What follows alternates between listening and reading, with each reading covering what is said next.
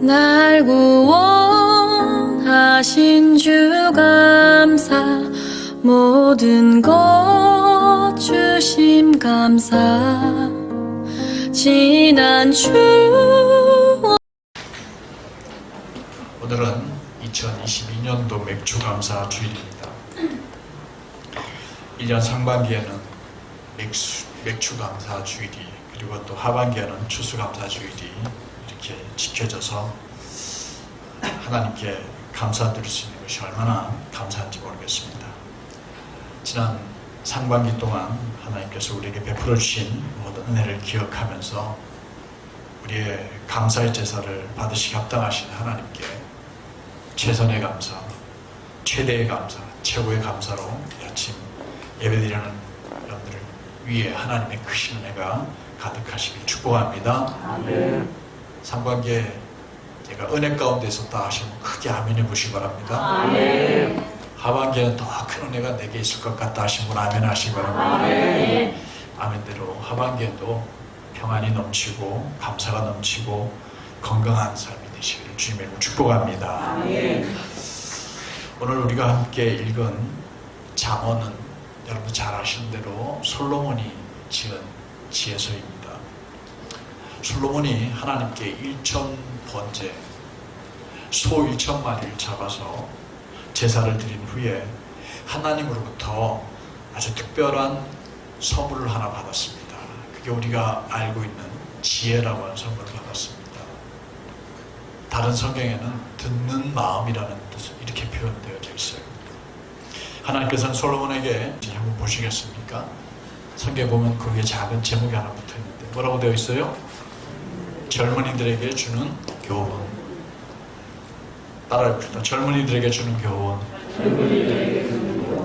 나는 우리 교회에서 젊다 하시는 분만 따라해봅시다. 젊은이에게 주는 교훈. 젊은이들이 굉장히 많은 교회입니다. 우리 교회는 그래서 꿈이 있습니다. 본문에 보면은 1절에도 보면은 내 아들아 라고 이렇게 부릅니다. 그러면서 나의 명령을 지키라 이렇게 한 것을 보면 부모된 입장에서 솔로몬이 부모의 마음으로 이것을 젊은이들에게 훈계하고 있습니다. 그렇다면 오늘 설교는 40대 이하만 듣는 설교 그거 아닙니다. 우리 모두가 젊게 생각하니까 85살 이하는 다 듣고 아멘 하시기 바랍니다. 아멘. 은혜 받으시기 바랍니다. 아멘. 그럼 한 분도 빠짐없이 다 포함되는 거죠. 우리는 다 하나님의 자녀들이기 때문에 이 말씀은 곧 우리들에게 주시는 지혜의 말씀이라 할 수 있습니다. 특별히 오늘 맥주감사 주일에 주시는 이 말씀이 우리 안에 가득 채워져서 이 무더위를 살아가는 하루하루, 그리고 아니 우리 일생 동안 우리 삶 속에 이 말씀을 그대로 지킴으로 말미암은 축복이 차고 넘치는 은혜가 있기를 주의 이름으로 축복합니다. 오늘 말씀을 가만히 보면 이제 전체 6절을 읽었는데 이 말씀이 2구절씩 이렇게 잘려져 있습니다. 이렇게 2구절씩 묶어 놓으면서 거기는 조건문을 달아 놓았어요. 뭐라 그러냐면 무엇을 하면, 너희가 무엇을 하면 너희가 이렇게 될 것이다. 이렇게 조건문과 그 조건을 충족하는 내용으로 이렇게 짜여져 있습니다. 그렇다면 그 내용이 무엇이고 결과가 무엇인지 살펴보면서 은혜를 나누고자 합니다. 말씀에 큰 은혜가 있기를 주의 이름으로 축복합니다. 아멘. 먼저 솔로몬은 우리들에게 여호와를 신뢰하고 인정하라는 조건을 말합니다. 그리하면 여호와 하나님께서 내 길을 지도하실 것이다 이렇게 말씀하셨습니다. 여호와를 어떻게 하라고요? 신뢰하고 그 다음에 여호와를 인정하라. 여호와를 신뢰하고 인정하라. 그리하면 뭘 해주신다고요? 길을 지도해 주실 것이다. 그냥 이렇게 가만히 계시지 마시고 연상을 하면서 한번 생각해 봅시다. 한번 따라 봅시다. 여호와를 신뢰하라. 여호와를 인정하라. 그리고 내 길을 지도해 주실 것이다. 내 길을 지도해 주실 것이다. 어렵지 않은 말씀이죠. 솔로몬은 여호와 하나님께서 우리의 인생길을 지도해 주시는 조건으로 여호와 하나님을 신뢰하고 범사의 그를 인정하라고 했습니다. 어떻게? 마음을 다해서 여호와를 신뢰하라 이렇게 말합니다. 신뢰하라는 말은 편한 말로 여호와를 절대적으로 믿어라 이 말이죠.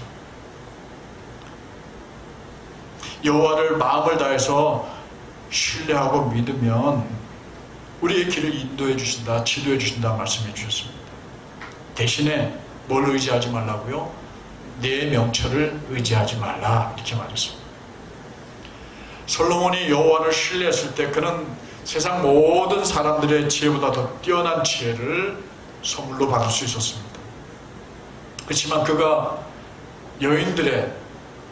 이방 여인들의 꾀임에 넘어가서 이방 여인들이 섬기는 그 신들을 섬기고 우상을 섬기게 되자 그의 명철은 온데간데 없어지고, 그리고 하나님 앞에서 돌이킬 수 없는 죄를 짓고 결과적으로 하나님의 진노를 유발한 사람이 되고 말았습니다. 믿음의 사람들은 하나님을 신뢰하면서 지혜를 얻게 될 줄로 믿습니다. 하나님을 의지하면 만사가 형통한 삶을 살게 될 줄로 믿습니다. 지혜가 가득한 삶, 만사 형통의 삶의 전제 조건이 뭡니까? 여호와 하나님입니다. 근데 그 하나님의 자리를 내가 차지하는 순간, 세상이 차지하는 순간, 다른 어떤 사람이 차지하는 순간 우리들에게는 은혜도 사라지게 되고 지혜도 없어지게 되고 그리고 형통함도 이루어지지 않게 되는 것입니다. 여기서 신뢰한다는 말은 여호와 하나님을 절대적으로 믿는다, 여호와 하나님을 우리 앞에 세운다 이런 뜻입니다. 내 생각보다도 훨씬 더 지혜로우신 하나님을 절대적으로 믿고 내 것으로 결정하기 전에 하나님의 뜻을 따라 결정하며 살아가는 삶을 말합니다. 하나님을 앞세우는 것입니다. 근데 우리는 하나님을 신뢰하면서 훨씬 지혜로우신 하나님을 앞세우기보다는 나의 지혜, 나의 지식, 나의 능력, 특히 내가 경험한 일들을 먼저 앞세우고 그걸 더 많이 신뢰합니다. 그래서 매번 실패하기도 하고 좌절하고 절망하게 됩니다. 사랑하는 성도 여러분들, 여호와 하나님을 절대 신뢰하시는 우리 성도들 되시길 주님의 이름으로 당부드립니다. 여호와 하나님을 신뢰하시기 바랍니다. 그리고 더 나아가서 매사에 여호와 하나님을 인정하시기 바랍니다. 솔로몬은 범사에 여호와를 인정하라고 이렇게 말합니다. 우리는 하나님을 인정하는 삶을 살아가긴 하지만 범사에 매사에 하나님을 다 인정하고 살지는 못합니다. 우리가 상황이 좋을 때, 일이 잘 풀릴 때, 우리가 부유할 때, 기쁠 때, 또 일이 잘 될 때에, 평안할 때에 우리는 여호와를 인정합니다. 하나님이 나를 이렇게 해주셨다고, 하나님 나를 도우신다고, 나와 함께 하신다고. 그리고 하나님을 높이고 하나님께 영광을 돌립니다. 그러나 우리의 상황이 나빠지면, 일이 막히게 되면, 가난해지면, 때로는 우리가 생각대로 일이 잘 안 되어지면 여호와 하나님을 인정하지 않고 그때는 감사보다도 불평을 그리고 원망을 우리 앞에 늘어놓게 되고 우리 입술로 말하게 됩니다. 그러나 하나님은 우리의 상황을 따라서 인정받으시고 때로는 인정 못 받으실 분이 아닙니다. 하나님은 우리의 모든 상황이 어떻든지 상관없이 우리 앞에 뛰어나신 분이며 우리를 이끄시는 분이신 줄로 믿습니다.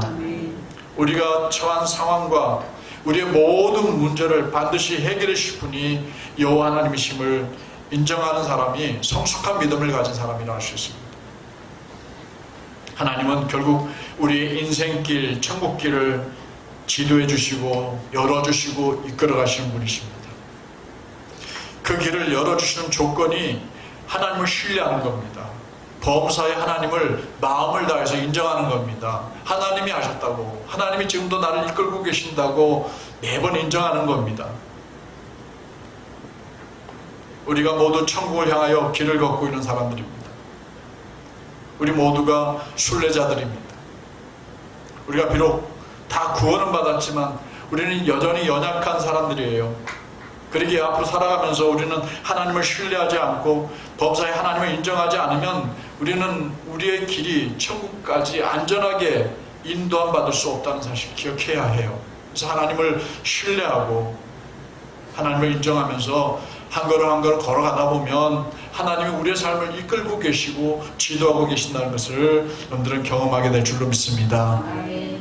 사랑하는 성도 여러분, 우리 모두는 하나님이 하나님 되심을 더욱 신뢰하고 하나님만 앞세우며 범사에 하나님을 인정하며 높여드려서 하나님께서 이끌어주시는, 지도해 주시는 그런 인생길을 마지막까지 멋지게 걸어갈 수 있는 우리 샘선동교회 성도들 되시길 주님의 이름으로 축복합니다. 아멘. 축복합니다. 아멘. 더 나아가서 솔로몬은 우리들에게 하나님을 경외하고 악에서 떠나라, 그리하면 윤택하게 될 것이다, 이렇게 훈계하고 있습니다. 7절과 8절을 우리 같이 한번 읽어보겠습니다. 스스로 지혜롭게 여기지 말지어다. 여호와를 경외하며 악에서 떠날지어다. 이것이 내 몸에 양약이 되어 내 골수를 윤택하게 하리라. 우리의 몸과 영혼이 윤택하게 된다, 반짝반짝 빛나게 된다, 건강하게 된다, 이런 의미겠죠. 그 조건이 뭡니까?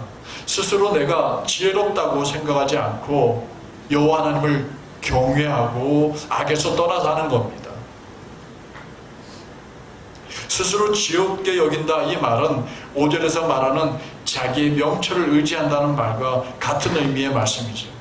우리가 여호와 하나님을 경외하지 못하는 가장 큰 이유가 뭐겠습니까? 자기 자신을 의지하기 때문입니다. 내 스스로가 내가 지혜롭다고, 내가 잘났다고, 똑똑하다고, 자신 있다고 생각하는 거만한 마음 때문입니다. 이 마음은 교만한 마음이에요. 하나님을 경외하지 않는 사람들을 보면 대부분 그들은 거만합니다.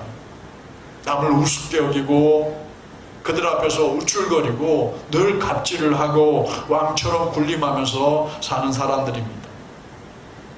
여기서 여호와를 경외한다는 말은 여호와 하나님을 두려워한다는 말입니다. 경외라는 말이 높여드리고 높이면서 거기에 두려운 마음이 드는 것을 경외한다, 이렇게 표현하는 거예요. 존경을 표해드리고 늘 주님 앞에 엎드리는 모습입니다. 경외한다는 말 우리는 잘 쓰지 않습니다만, 경외하는 마음속에는 내가 죄인임을 깨닫고 하나님은 공의로우신 분이심을 우리가 인정하고 그 앞에서 언제나 이러면 내가 하나님 앞에 혼나는데, 이렇게 하면 하나님이 나를 책망하실 텐데 이건 하나님 보시기에 맞지 않은 일이야 하고 하나님의 존재를 늘 인정하며 사는 것, 그것이 하나님을 경외하는 마음입니다. 하나님이 나의 언행을 다 보고 계십니다. 내가 하고 있는 일을 모두 기억하고 계십니다. 그분은 내가 한 대로 심판하실 분이십니다. 이렇게 인정하게 되면 그 사람은 하나님을 경외하는 사람이에요. 그러면 자기 행동에 그만큼 조심성이 있게 되고, 그리고 바른 길로 걷게 되고 선한 길로 살아가게 됩니다. 이렇게 하나님을 늘 경외하고 인식하고 하는 이런 마음가짐으로 살아가는 사람이 바로 예수님의 형상을 닮은 겸손한 사람들이라 할 수 있습니다. 더 나아가서 악에서 떠나는 것은 어떨 때 가능합니까? 성령의 은혜로만 가능합니다. 우리가 지금 살고 있는 모습이 악한지 악하지 않은지를 우리는 잘 판단을 못합니다. 늘 자기의 지혜를 믿고 사는 사람은 자기가 지금 나쁜 길로 걷고 있다, 이게 잘못된 길이라는 걸 인식을 잘 못해요. 근데 성령님이 그의 마음속에 들어오시고 성령님이 마음속에 환한 빛을 허락해 주시면 우리는 그 빛을 통해서 우리가 얼마나 잘못된 길을 걷고 있는가를 보게 되는 겁니다. 그래서 성령으로 말미암아 악을 분별하게 되고 물리치게 됩니다. 그러므로 성령이 없이는 진실한 참회도 할 수 없고 악에서도 떠날 수가 없습니다. 우리가 죄악과 어둠에 묶여있는 이유는 성령이 나를 주장하시고 나를 이끌 수 있도록 맡겨드리지 않기 때문입니다. 성령을 의지하기보다 성령님의 이끄심을 따라 살기보다는 내 생각과 내 만족과 내 즐거움을 추구하며 살기 때문에 우리는 지금 잘못된 길을 걷고 있어요. 그러나 정신을 바짝 차려야 합니다. 악에서 떠나는 여러분들 되시길 바랍니다. 우리 가운데 지금 악한 가운데 살고 있는 분들은 없을 거예요. 그러나 오늘 말씀드렸죠. 젊은이들 가운데, 오늘 이 말씀이 젊은이들에게 주는 말씀이니까, 젊은이들 가운데 지금 내가 잘못된 것인지 아닌지 잘 모르는 사람들이 있어요.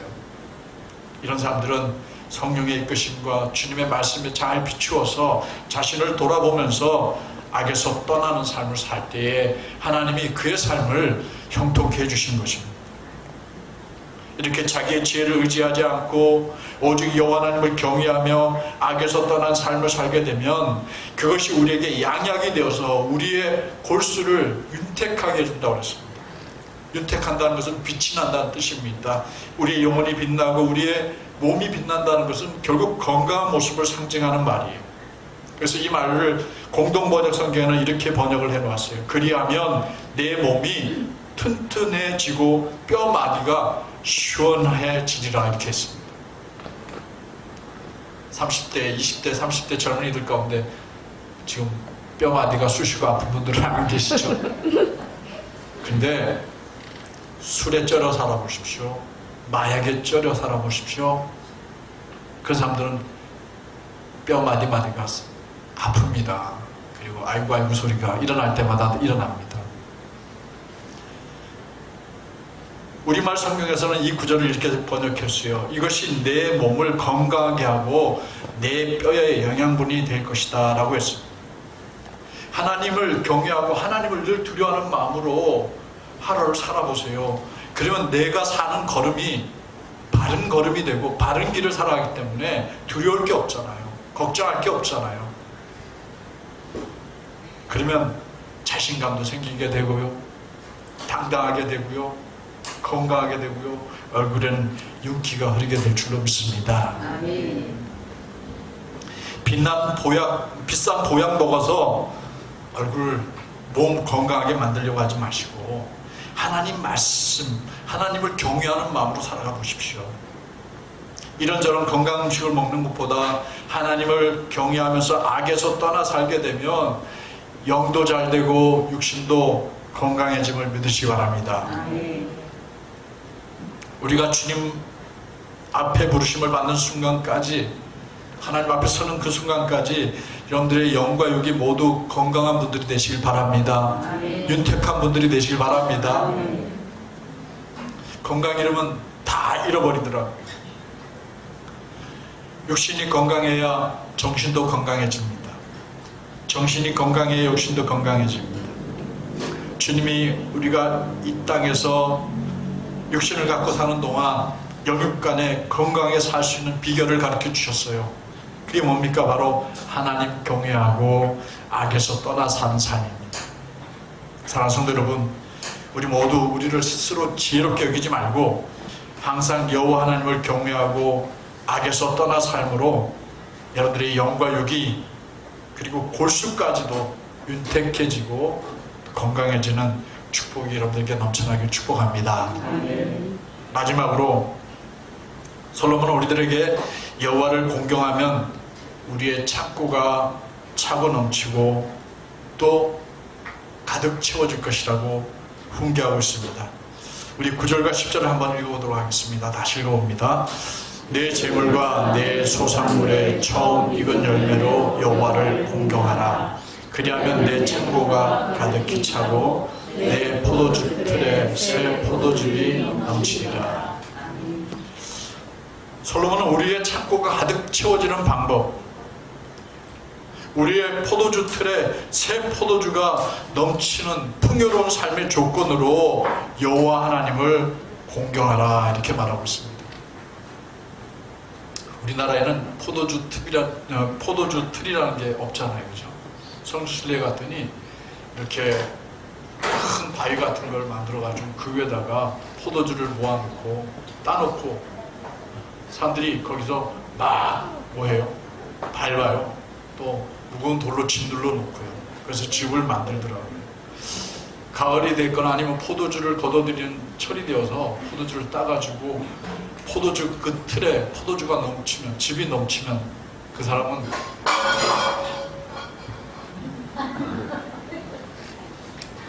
식사 준비 좀 나중에 하시죠. 그 사람은 분명히 그의 농사를 잘 거둬들인 사람이에요. 포도주 틀에 포도즙이 넘친다는 말이 우리의 개념에서는 잘 이해가 되지 않지만 어쨌든 많은 소출을 거둬들였다 이렇게 이해하시면 되겠어요. 우리의 삶 속에 창고가 가득 채워지고 포도주 틀에 포도즙이 넘치는 이 풍요로운 삶의 조건이 뭡니까? 여호와를 공경하는 것입니다. 하나님을 공경하는 방법으로 뭘 얘기합니까? 재물과 처음 익은 열매를 드려서라고 표현을 했습니다. 보통 악한 사람들을 보십시오. 그들은 하나님의 힘을 의지하거나 하나님을 의지하지 아니하고 재물을 의지합니다.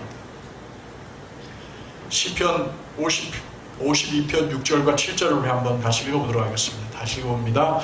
의인이 보고 두려워하며 또 그를 비웃어 말하기를 이 사람은 하나님을 자기 힘으로 삼지 아니하고 오직 자기 재물의 풍부함을 의지하며 자기의 악으로 스스로 든든하게 하던 자라 하리로다. 의인이 오늘 본문을 보니까 여기 내용을 보니까 의인이 보고 두려워하며 그를 비웃어 말하기를 이렇게 얘기했어요. 그를 이라고 할 때 그는 누구냐? 악인입니다. 의인이 악인을 두려워하고 비웃는 이유가 뭘까요? 그들이 무서워서가 아닙니다. 의인이 악인을 보는 순간 두려운 마음이 드는 것은 하나님께서 그 악인들을 징계할 것을 생각해 보니까 무서운 거예요. 저놈 저 엄청나게 하나님 앞에 맞을 텐데. 지난주 오늘 주보가 생각이 납니다. 이은경 박사님께 하나님 주님이 오셔서 청산할 때 제대로 충성 다하지 않으면 준비하지 않으면 맞을 거라고 그래서 제가 좀 맞을래? 라는 말을 써놓았더니 우리 권사님이 맞기 싫어요 답글을 남기시더라고요.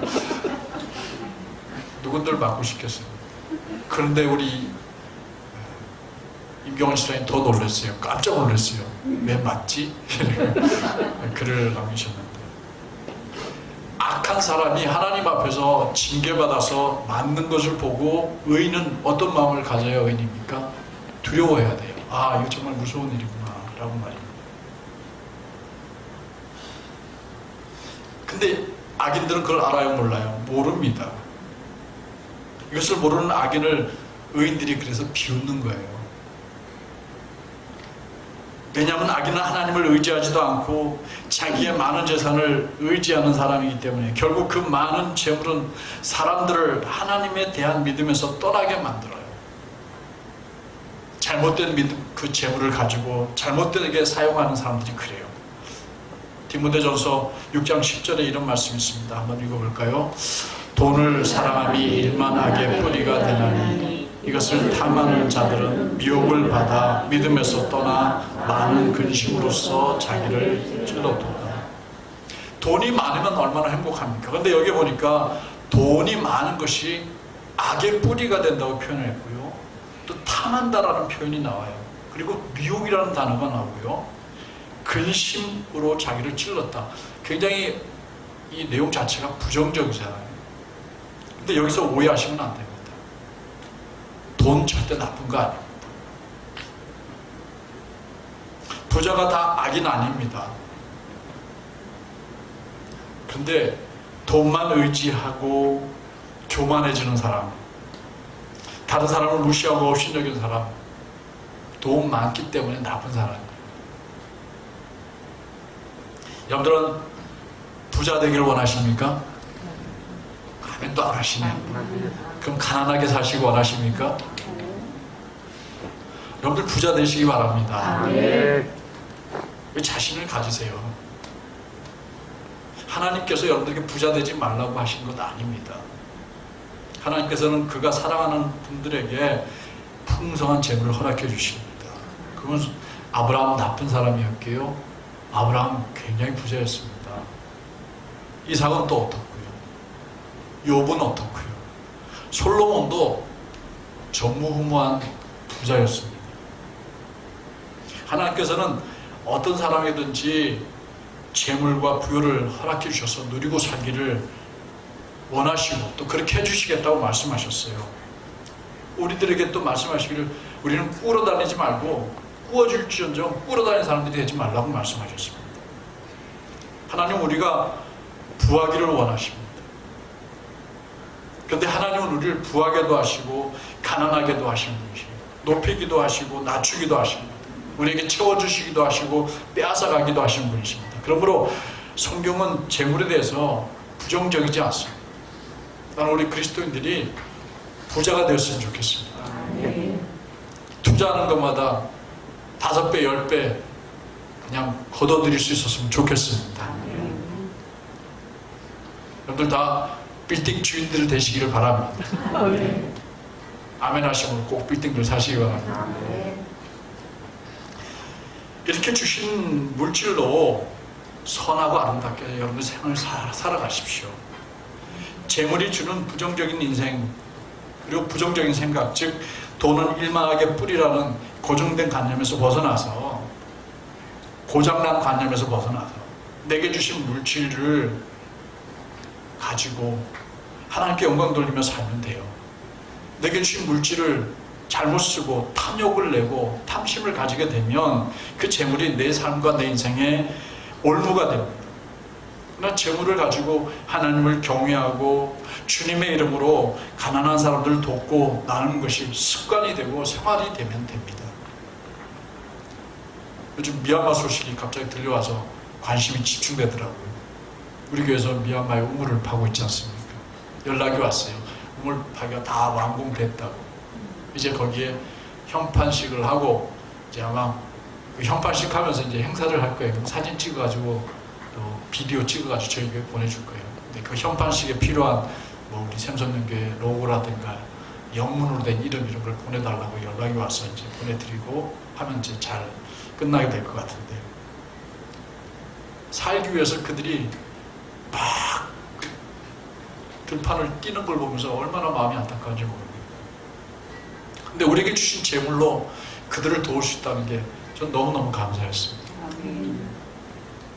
우리가 뭐 교회에 우리 자체 건물이 없고 또 월세도 내야 하고 여러 가지로 빠듯하고 힘들고 어렵지만 나눌 수 있는 교회가 되면 그 교회는 하나님께서 약속하신 복들을 허락해 주실 줄로 믿습니다. 여러분들의 삶도 똑같아요. 여러분들은 주님이 주신 것으로 마음껏 주를 위해서 쓰고 이웃을 위해 나눌 수 있는 성도들이 되어야 줄로 믿습니다. 저는 이런 선순환이 이루어졌으면 좋겠어요. 여러분들이 하나님께 물질의 축복을 받아서 그것을 하나님께 감사함으로 드리고 이웃과 더불어 나누면서 주님을 위하여서 주님의 나라를 위하여서 사용함으로 다시 또 축복을 하나님 허락해 주셔서 그것으로 또 하나님께 영광 돌리고 하는 이런 선순환의 구조가 계속 이어지는 우리 샘선교회 성도들 되시길 주의 이름으로 축복합니다. 그래서 마태복음 6장 20절과 21절에 주님은 이렇게 우리에게 말씀해 주셨습니다. 한번 같이 읽어보도록 하겠습니다. 오직 너희를 위하여 보물을 하늘에 쌓아두라. 거기는 종이나 동물이 해하지 못하며 도둑이 구멍을 뚫지도 못하고 도둑질도 못하느니라. 내 복을 있는 그곳은 내 마음도 있느니라. 잘 아는 말씀이죠. 누구나 재물, 돈이라는 거 움켜쥐고자 하지 누구에게 베풀려고 하지는 않습니다. 인간의 본성이 나누는 것보다는 자기가 갖고 채우려고 하는 본성이 더 강해요. 그러나 이런 많은 것을 쌓아놓고 제대로 다 누리지도 못하고 사는 사람들이 너무 많아요. 그래서 솔로몬은 이렇게 말했어요. 헛되고 헛되며 헛되고 헛되니 모든 것이 헛되도록. 세상에 그 누구보다도 많은 재물과 금은 보화를 다 가지고 있었지만 그가 한 말은 헛되다고 이렇게 얘기합니다. 그런 재물로 하나님을 공경하고 또 하나님께 영광 돌리고 선한 일들을 감당하면 하나님은 그만큼 여러분들 삶을 더 복되게 해주십니다. 특별히 우리 교회 젊은 세대들, 청년 세대들 재물에 대한 열망이 있고 간절함이 많은 시기이기 때문에 여러분들 욕심낼 수 있습니다. 그러나 욕심은 화를 불러옵니다. 이럴 때일수록 처음 열매로 하나님께 더욱 공경하는 법을 배우게 된다면 하나님 앞에 정직한 11조를 드리며 또 하나님 앞에 올바르게 감사 생활을 하며 함께 영광을 돌리고 산다면 여러분들의 나중의 삶이 더 안정되고 넉넉하고 풍요롭고 여유로운 삶이 될 줄로 믿습니다. 하나님을 정직한 마음으로 섬기십시오. 오늘 성경에 보니까 처음 익은 열매로 하나님을 잘 섬기면 여러분들 창고가 차고 포도주 틀에 포도즙이 넘친다고 말씀하셨어요. 우리 본문 10절 말씀 한 번 더 읽어보도록 할까요? 다시 읽어봅니다. 그리하면 내 창고가 가득히 차고 내 포도주 틀에 내 새 포도즙이 넘치리라. 아멘. 이런 창고가 가득 채워지는 축복, 포도즙 틀에 포도즙이 넘치는 재물의 풍성한 축복이 오늘 첫 열매의 의미로 맥주 감사원금을 또 평소 성실한 11조와 감사의 예물과 주일원금 그리고 선교와 구제연금으로 드리는 우리 생손득의 모든 성도들에게 일평생도록 가득하고 채워지는 축복이 있기를 주님의 이름으로 축원합니다. 빌등도 사시기를 축복합니다. 사랑하는 성도 여러분, 이런 축복들을 누리길 원한다면 우리가 정말 행해야 될 조건들이 있다는 것을 잘 알게 되었습니다. 우리는 먼저 하나님을 신뢰하고 범사에 그를 인정하며 더 나아가 여호와 하나님을 경외하고 악에서 떠나는 삶을 살아야 합니다. 그리고 처음 익은 열매뿐만 아니라 우리의 삶의 모든 열매들로 하나님을 공경하고 살아갑시다. 이 조건들이 채워지면 하나님 우리의 길을 인도해 주시고 우리들을 영육간에 강건하게 해주시고 우리의 일생 동안 우리의 창고가 차고 임하게 될 줄로 믿으시기 바랍니다.